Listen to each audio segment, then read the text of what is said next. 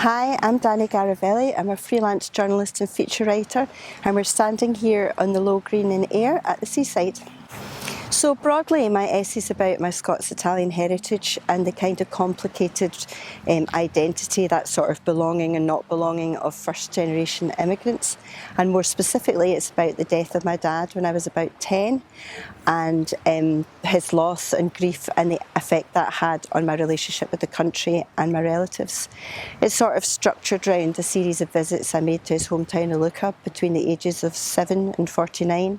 And at the beginning, the first visits, I hope, give a child's eye view of the magic of the town, and then gradually there's a bit more ambivalence creeps in as to how I feel about that beautiful but quite emotionally charged for me place. I spent a lot of my childhood in Ayr. I was actually born in Prestwick and grew up in Prestwick, but I went to school in Ayr. But more importantly than that, Ayr is where my dad owned, for a short time, a bar called Rabbie's, which is a well-known pub in Burn Statue Square.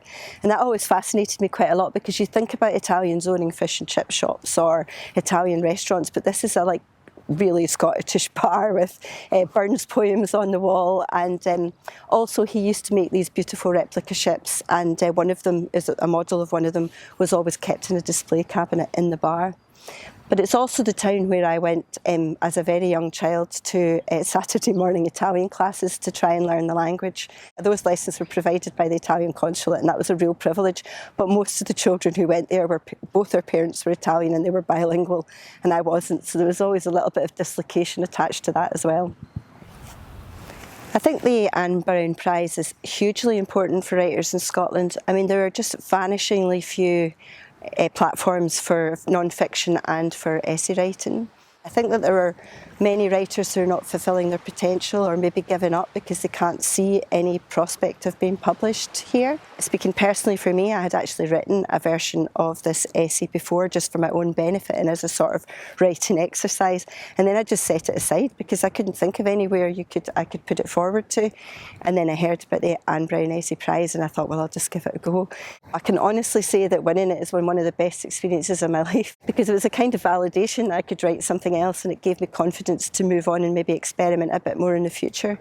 So I would just recommend to anyone that fancies having a go at a different kind of writing, or who already writes essays but is looking for a new platform to get published with, to go ahead and enter.